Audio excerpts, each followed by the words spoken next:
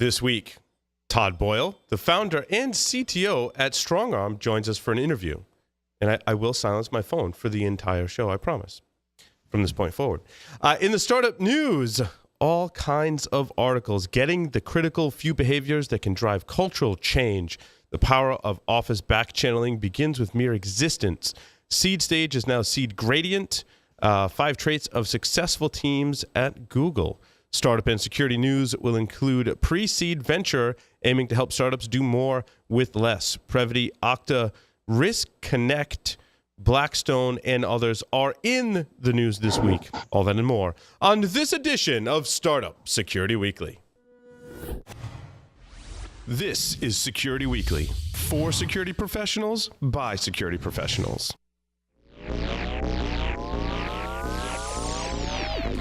Broadcasting live from G-Unit Studios in Rhode Island, it's the show about security startups, how to secure your startup, and advice for security startups. It's Startup Security Weekly. I need it from the top.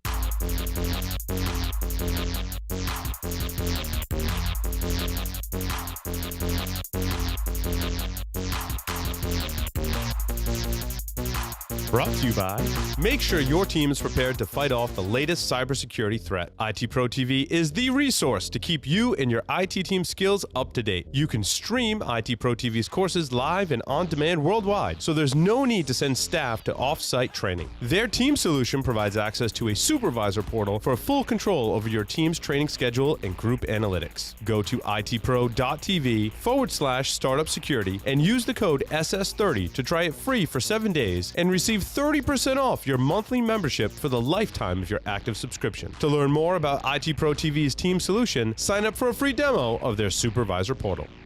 Are you looking for a career where you can make a real difference? Accenture Security is looking for passionate, creative minds to tackle some of the biggest security threats facing us today. Innovative thinkers who want to outmaneuver cybercriminals. They're hiring specialists across the spectrum, from security strategy to cyber defense, digital identity, and application security, helping to deliver holistic solutions. If you want to use next-generation technologies and global resources to change the future of security, visit accenture.com/security careers.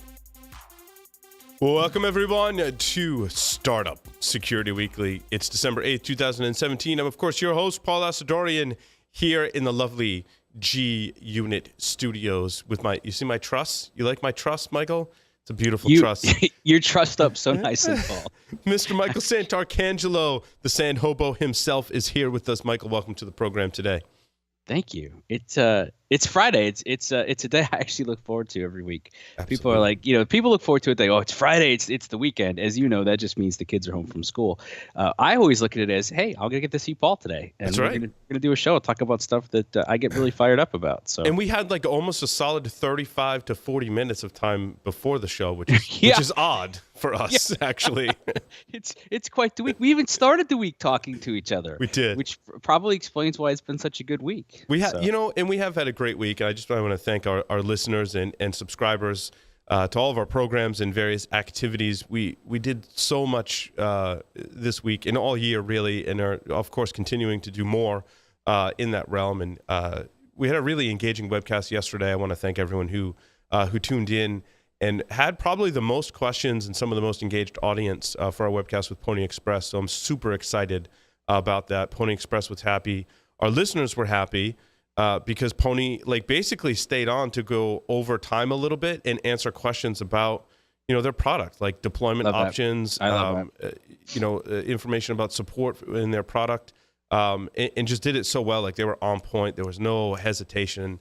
Those folks know their stuff. So, well, one of the things you and I talk about a lot, and it's one of the things that gets me excited about partnering with you on a lot of this stuff is and we've said this before, right? There's an industry and there's a community. And of course, there's a lot of overlap between the two. But there's also a lot of confusion, and there's a lot of noise, and there's trying to figure out what's actually important. And you said something in that 45 minutes or so we had today where, a lot of what we do, it's born by our own frustrations. Mm-hmm. It's us asking these questions and saying, okay, there seems like there's something here, but what is it really like? What do you really do? What do you really need to know? And one of the things that you've also pointed out over the course of the last week or two, and you've said it before, but everybody who's a host on this network it's got real practical experience. I think what you said, with the minimum is like 15 years, and some of us are over 20 years of experience, and that means okay, it's and although we have the pretend curmudgeons, and I know Jack pretends well, I think Jack is actually more optimistic than I am about things.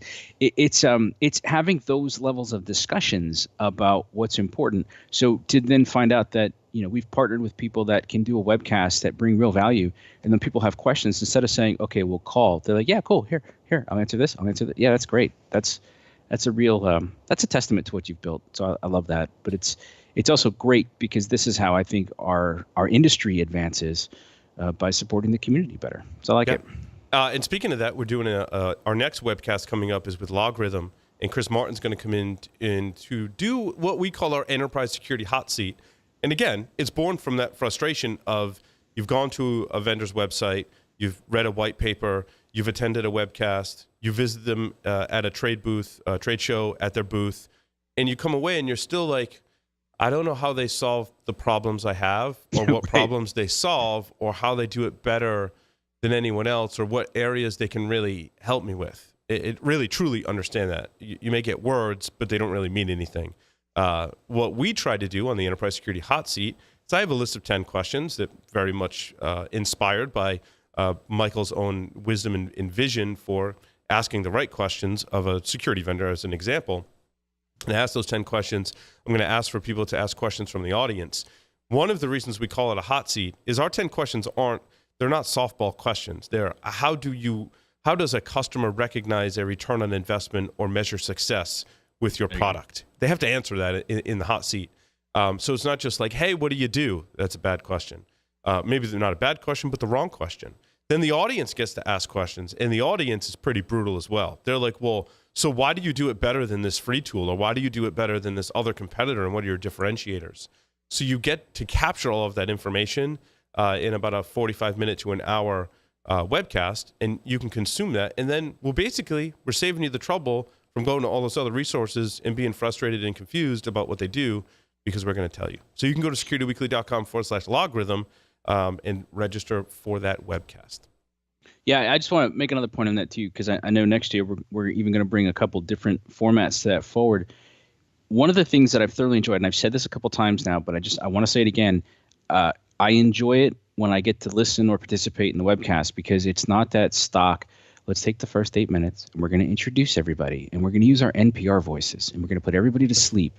And it's like there is an element of humor in it, but it's real. It's a conversation. It's a candid, open conversation. The audience gets involved into it, and I think we get a lot further as a result of that. I think sometimes people, webcast. Oh, you mean we're going to try to sell me? Nope. No. We're going to help you understand the value. And to speak to your point, Michael, Pony Express dropped a sensor off here in the Security Weekly studios, and it monitored the Wi-Fi and Bluetooth spectrums. And that was the main topic of our conversation on the webcast was, hey, what did Paul and Larry and the folks from Pony Express gain from using the product and seeing what it could see? I mean, there's no better testament to, a product and how good it is or what problems it solves than, like, we actually used it and we did a webcast about it. And it wasn't just slides and someone talking. You get to see our video. You get to see a live demo of it. There are slides and talking points as well, but there's a live high-definition video that gets recorded here in the studio. So you get to see and interact, more interactive manner, that content. And, those videos are available. In fact, some of our previous webcasts are available now on our on-demand webcast series. If you go to securityweekly.com/on-demand, there's 4 webcasts there that you can just go register for. They've been pre-recorded. If you want to check out what we're doing, what our webcasts are like Michael said, they're not your traditional webcast. They're something very different and very interactive and informative as well. So you can go to securityweekly.com/on-demand and do that. And please go do that. There's some great webcast. And the Napsis one is up there as well as several others. So those are good. All righty, Michael, why don't you introduce our guest for today? Yeah, Todd O'Boyle. This is fun because I've known Todd now, I think maybe 2 years, maybe a little bit longer. And it was kind of cool because we got introduced for some of the writing I was doing, and then we just kind of kept talking. And our, so if you, what was interesting was Todd's got a pretty cool background. So he's been doing this a long time too, but has also then stepped out and started a company and looked at how to do stuff differently. And one of the things he's going to chat with us today is, if knowing what he knows now, if he was going to start his security company over, what would he do different? But what I also want to point out that I've enjoyed with my conversations with Todd is we talk about things like mindset. We talk about that we've addressed, at least privately and offered to do publicly, like looking at things like burnout in the industry and how to get around it and things like that. So it's somebody that I've come to appreciate, and I'm excited to have him on the program. So Todd, welcome to Startup Security Weekly, and tell us a little bit about StrongArm and how you kind of got your start into that, and then we'll use that to start talking about things you would do differently. Yeah, so I learned security from one of the original security curmudgeons, and Gene Spafford, who's literally a graybeard in security. And one thing that I love about curmudgeons, and he's not one either, is when they see an opportunity and their eyes light up. And I'm the same way. I kind of have that spirit, and that's how we got started with StrongArm.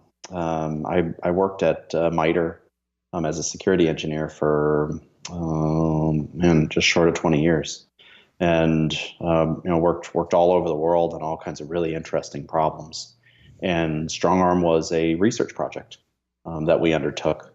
Oh, interesting. While at MITRE, yeah. And it really started with this question of we had been playing whack-a-mole with attackers for a number of years, and every time we would remove them, they just show back up.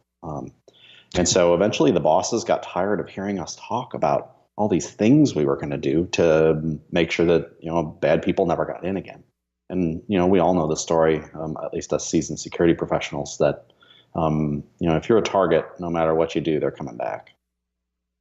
And so that's where our research focused, was on different mindsets for what happens when you find someone that's targeted you and that they were successful. And the beginning of the work was exploring this concept of leaving them in and then watching them as they did their work, as they did. So their like a work. honeypot, or different than a honeypot? No. So that's a common question that we get. You're dealing with a real incident, but if you think about how people normally respond, is they do whatever it takes to quickly get that attacker out. Yeah, and kick it turns them out. That does two bad things. First of all, you just lost the only visibility you have on that attacker.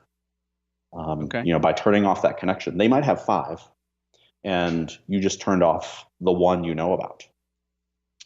And the second thing we learned is it never works. It just never works.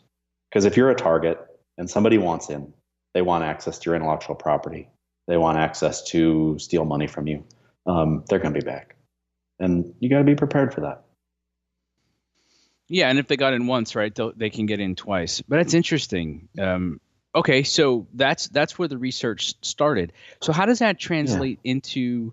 All right, so MITRE is what, federally funded research, FFRC, something like, or it's a research. FFRDC. You almost got it right. I was so close. I was trying to do it on the fly. And okay, so how does that work then? It started as a research project. How do you then bring that out as a commercial product? Was that existing pathway that you hopped on? Like, I'm kind of curious, like, where did you go from, okay, I've been at MITRE long enough, I want to go be part of this company. How does that process work?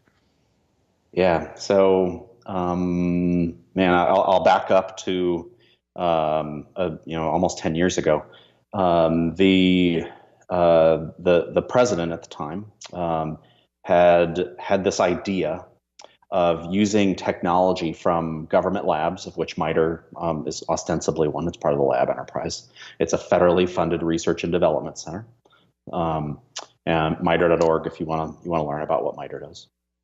And the administration had this idea of taking this lab enterprise, which I off the cuff, the amount of money we spend on R&D across the government is about $50 billion, I think. So it's small. So it's not a lot. Yeah, it's a couple dollars. And let's put things in place to try and build American businesses based upon this investment in R&D that supports the federal government's missions. And so that was one of the pieces. The other is we were done. We had a 3-year research project, and we were wrapping up our work. Learned a lot of things, wrote some papers, did lots of talks, and people probably don't like this, but I was describing StrongArm was my baby. It was my idea, and it was going to die. I'm in the valley of death, holding my baby, and I met a company named Allied Minds, and what Allied does through MITRE, right? So this was all orchestrated through MITRE. Based upon this memo from the U.S. federal government, and so Allied and MITRE began to talk about technologies that's interested to Allied. I got introduced to Allied, and so there is a formal relationship between Allied and MITRE, and Allied said we like this technology. We think we have a go-to-market strategy for it. Let's work together on figuring out if we can build a product from this research. And so, that's when our co-founder and I, Steve Indicato and I, started working on this, and eventually took pieces and parts of the research, and certainly a bunch of ideas. Right, that's something I'll come back to, throughout the show today. The importance of letting an idea grow in your brain. So we took parts of the technology and some of these ideas, and with some backing from Allied Minds, started to build a security company that, as weird as it is, we went from focusing on, U.S. Air Force, U.S. Army applications to our target now is small and mid-sized businesses. So that's interesting. So because the Army and the Air Force are not typically considered small or mid-sized businesses. So you've got a technology and an approach that you developed based on that. So why target the small and the mid-sized businesses? That feels like a pretty radical change. Is it? It was, and for a couple of reasons. And I don't really remember which came first. But the reasons are, we felt, and I still feel, that small and mid-sized businesses are the organizations left behind by the security industry. Most security companies, especially the ones where people get starry eyes talking about, they all target enterprise, and their SMB offerings are, their retreaded version of their enterprise product. But SMB, they have a couple of challenges. Most of our customers have a single IT manager and no security expertise. These people don't have security staffs; they have zero. And so we help them with an easy-to-use product and a little bit of service bolted on, and it helps IT managers have more advanced protection and response without requiring a big security staff. All right. So one of the things that we talked about coming into this was that you developed it as a product, and you said, okay, so now that I've done it, there's some things I would do different. So I'm kind of curious because I think, and maybe we'll start here. When I talk to people that want to help the SMB space, some of the challenge is the SMB space either doesn't realize they have a problem, or they don't have the funding to deal with it. They don't have the expertise to figure out who can actually help them, right? There's any number of challenges. So I'm kind of curious, how many of those challenges then do you come up against when you're trying to be a solution that's a product and some services for them in that space? Like, is it that our industry is left them behind, or that it's really hard to help the SMB space? So when we started to move that direction towards helping SMBs, I thought that exact same thing. well, these people aren't going to know anything about security. They're resource constrained, beyond anything that I understood working in the government. And it turns out that neither of those are the case. Interestingly enough, presidents and CEOs of small businesses, they read a lot. They're very creative, and so they read articles in the paper about breaches, and they are begging for solutions to help them. And this trickles down to IT managers who, many IT managers in SMB grew up in a technical background. Maybe they were the Active Directory administrator or whatnot. And so they understand a little bit about security, but they see their bosses focus on this and the concern in their eyes. And they're dying for things to talk to their boss about. Like, what does my security program look like? So most of our outreach is actually around that. I give a talk regularly on how to plan for an incident as an SMB, things to pay attention to. And it's not technology focused at all. As a matter of fact, it's things like good old continuity of operations planning, how to talk to the public about a breach, like the importance of being able to communicate with your customers if you lost their data, liability and insurance and those kinds of things, and then a few technical things that I think are important for SMBs to do. Todd, is there a difference in your mind, or what are the differences between SMBs, mid-market, and small enterprise? Because I've heard those terms used sometimes interchangeably, and sometimes it's three separate things. Yeah, so my perspective on that is, for me, SMB are companies, 500 or less employees.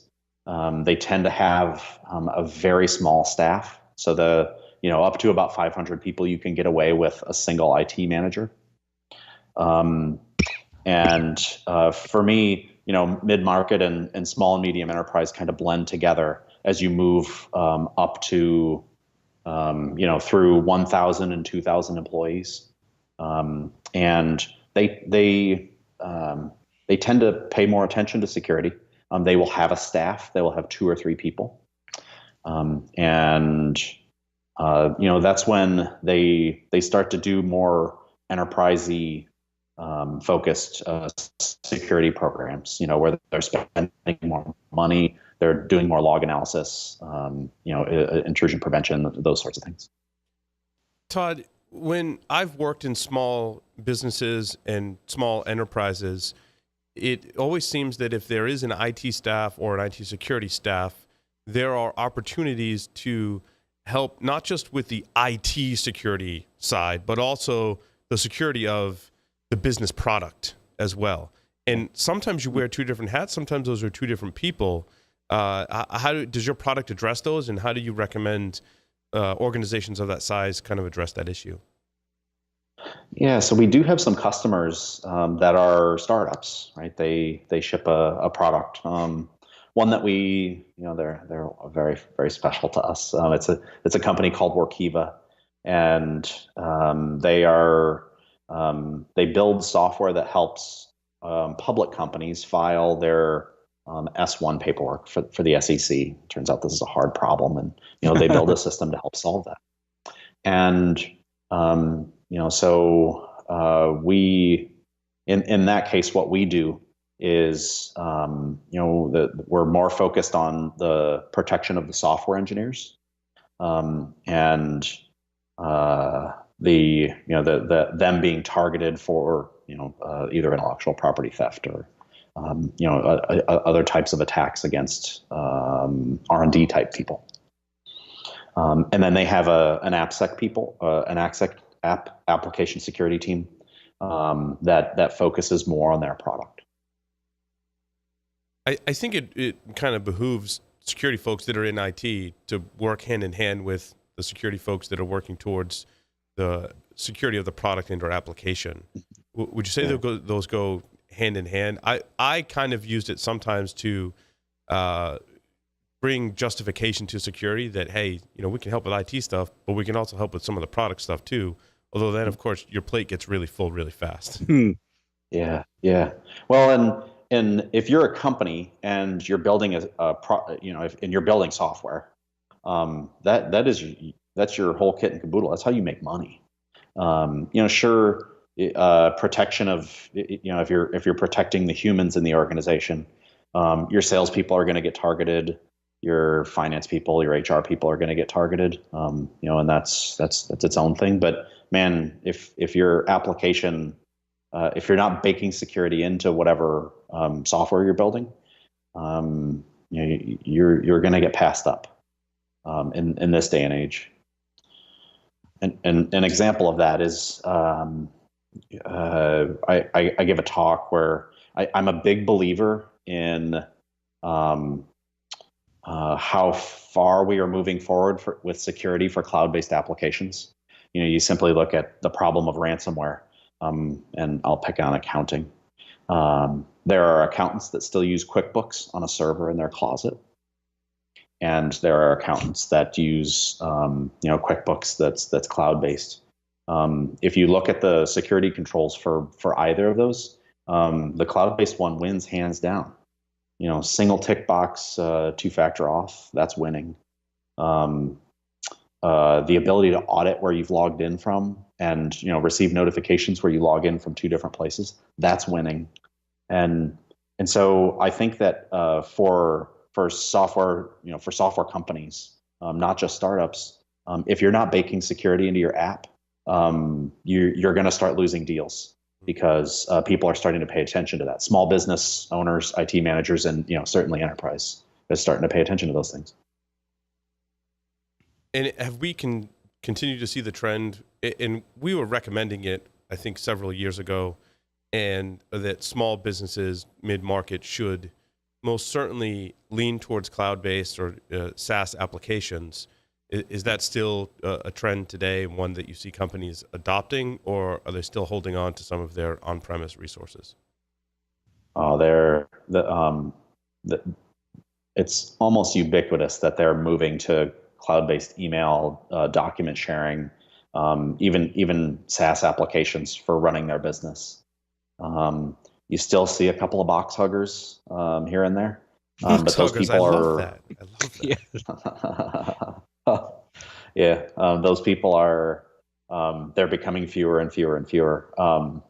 If not for the economic reasons of not running an Exchange server in your closet, for the operational reasons, either having the thing get pwned or having a disk fail that you're not paying attention to.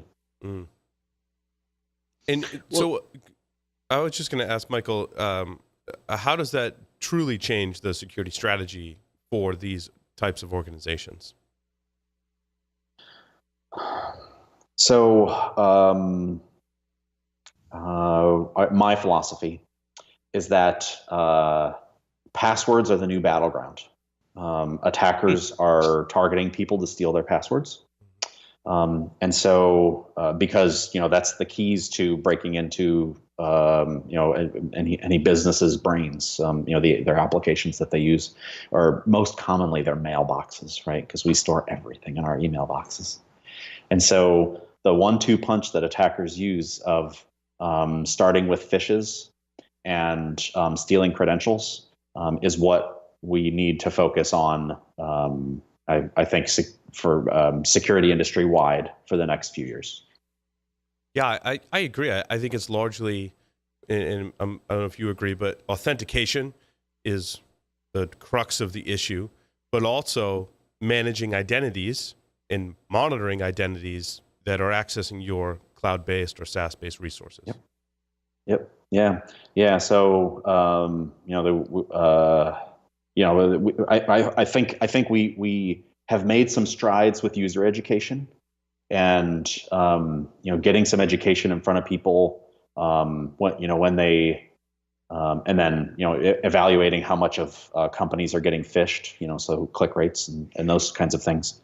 One thing that we do in StrongArm is we add a couple of new phases to that, allowing people to report phishes and then kind of re-educating them once they click. So one thing that we're finding is that when people make security mistakes and you're able to find them, for instance, clicking on a fish, it's a phenomenal time to educate them. And so we give them a game to play with our partnership we have with KnowBe4. And IT managers are coming up with clever ways to engage people, either via email or sometimes even having a conversation with them face to face.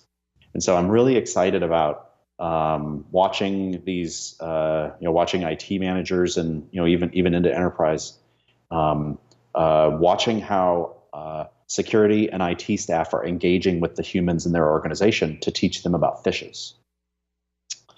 And then the other thing that I really believe in, to just kind of parrot what you said, is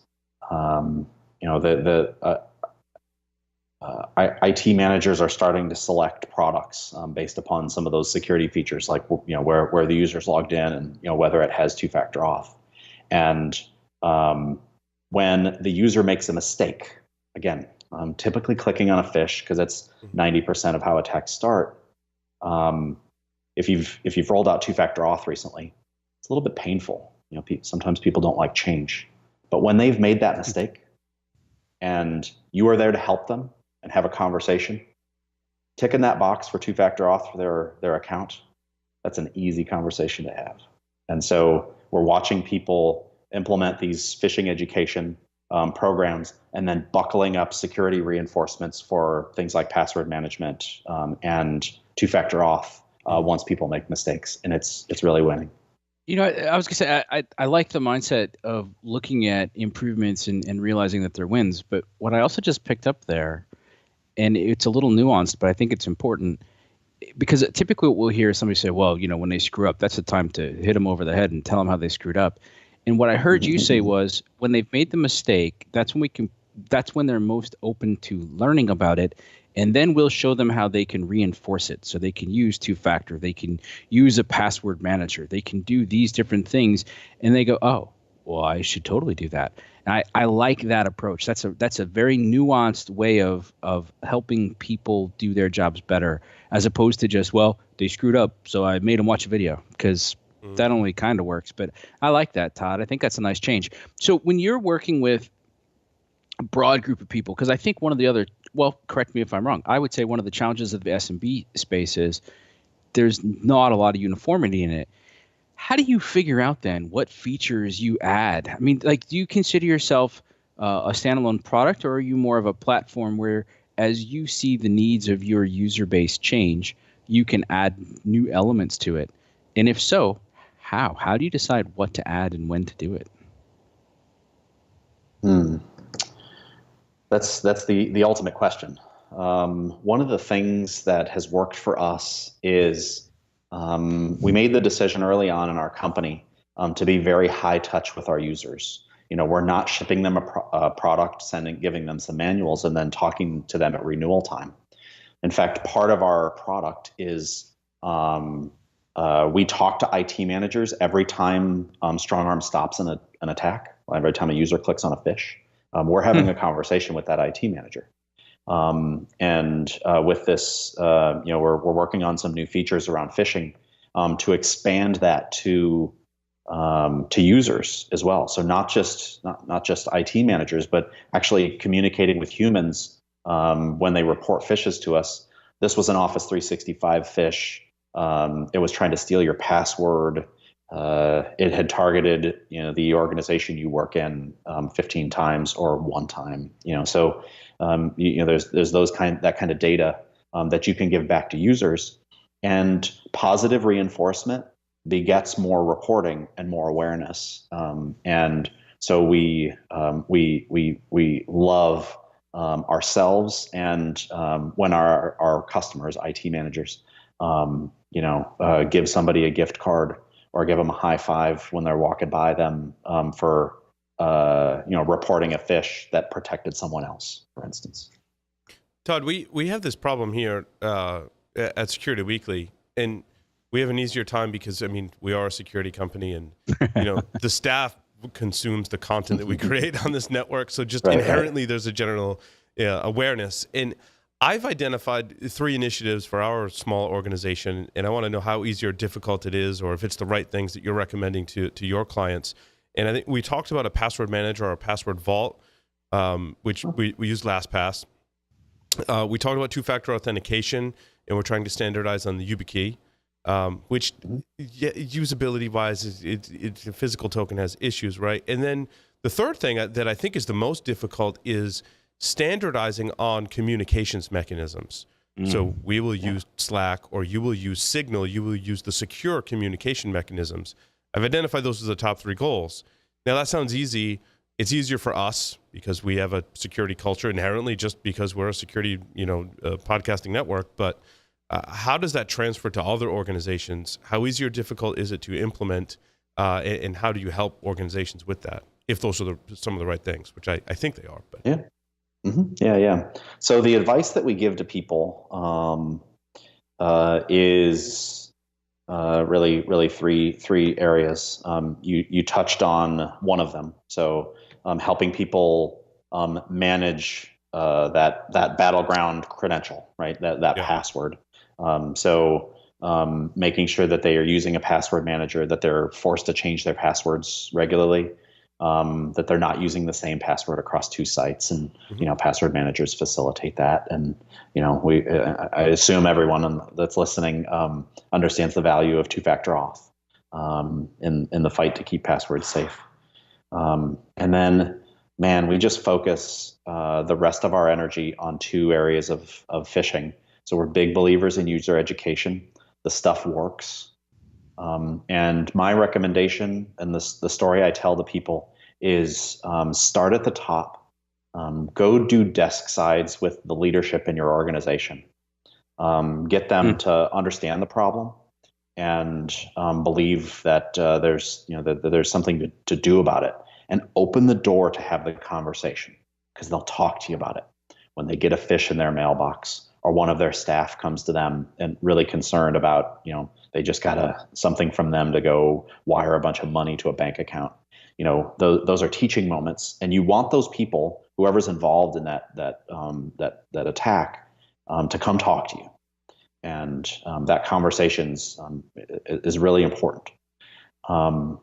Once you start to get buy-in from the executives, the business owners, and vice presidents, those sorts of things,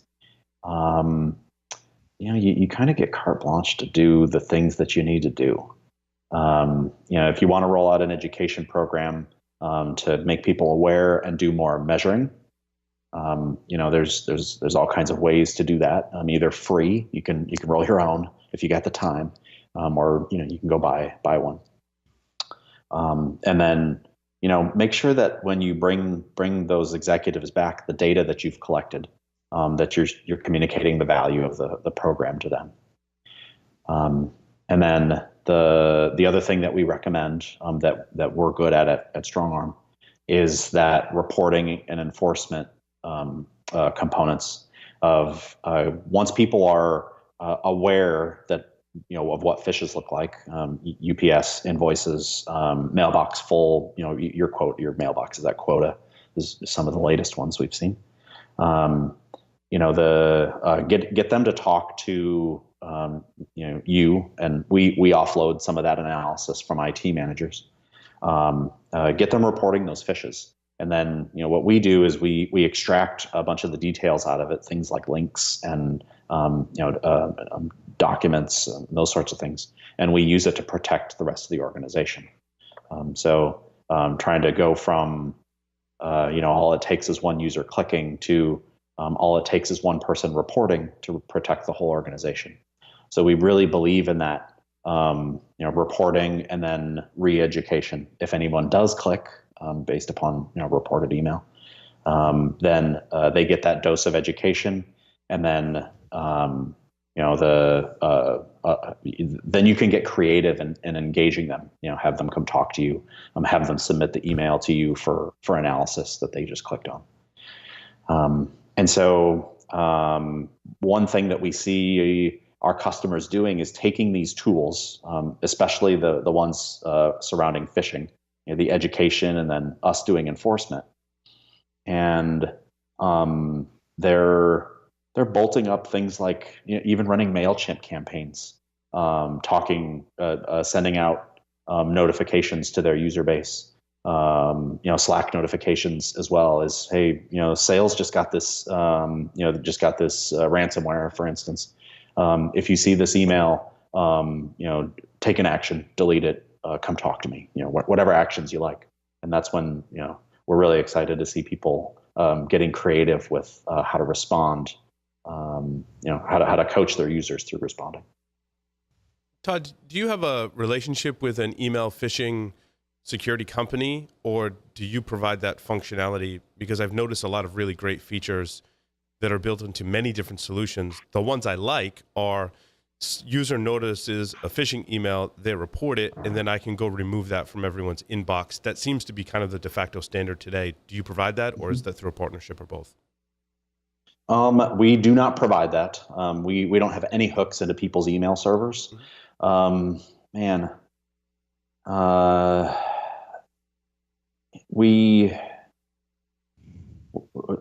What we're seeing most people do is they're relying on the Google and the Microsoft phishing detection services, and those are pretty good. Like if you migrate to O365, and we do share many of the indicators that we pull out that we have some fidelity in, and those indicators make it into feeds and automatically get pulled out of people's mailboxes. So that's our contribution. But we do not have any partnership with any mail scanning companies to date. Michael, more questions for Todd? Well, it was one of the things that we teased at the beginning, and I know we're about to run out of time, so we'll keep it kind of tight. But you've made the transition, you've built the product, you're solving a need in the marketplace. What would you do different? Knowing what you know now, somebody watching, looking at this, either because it's maybe solving a problem they have, or as we see the rise of relying on third parties, something that I think is really important is if you're in an enterprise, you can either offer some consulting or advice to people, or maybe now you can point them in the direction of StrongArm. What would you do different, Todd? Yeah, so one of the books I read early on in this venture was Lean Startups, and it's a very short read, but some of the concepts in there are really important. And the one that's the most important, and what I'll do differently next time, is I won't start with a product. I'll actually really focus on having conversations with, maybe I want to enter the SMB market again, for instance, because I have some expertise there. I wouldn't actually build anything at first. I'd go talk to people about ideas, and hire a couple of operations, maybe some builders, some software people, to go take the ideas that we come up with potential customers, and build just enough of it and see how it flies. How much would you pay me for this? How much time do I save you? How much protection do I give you? And by starting with an idea and not a piece of software, I think you can really get to product market fit faster and in a more effective way. And then once that, and for startups, that's the whole game, is understanding how you can effectively solve people's problems, because it helps marketing fall in place, it helps sales fall in place, it helps you build a good product, and then at that point you're off to the races. I can see why you and Michael are friends and like to hang out. we do talk about similar things, don't we? I like it. And it's funny you bring that up, though, because I talked about this before, but when Sky High Networks got started, Todd, that's exactly what they did, and they just exited for a tidy sum. So I think it is a proof point that particular model works. But obviously, as Paul and I like to talk about, falling in love with the problem publicly is a great way to build those types of things. So I think we could do a whole segment on getting to product market fit faster. I think that was really the crux of the conversation for me, as far as takeaways for future segments, certainly. I like it. Awesome. We should totally do it. So Todd, if people want to learn more, where do they go? Where can they find out more about StrongArm.io. All right.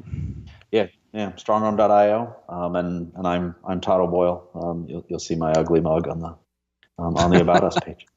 It's the clean-shaven version of you, though. So you gotta update it with the bearded winter version of Todd. Well, Todd, thank you very much for appearing on Startup Security Weekly. It was nice meeting you. Wonderful having you. Thank you very much for having me. Nice to meet you guys. Nice to talk to you again, Mike. You too. With that, we're going to take a short break. Come back. Stay tuned. Don't go anywhere.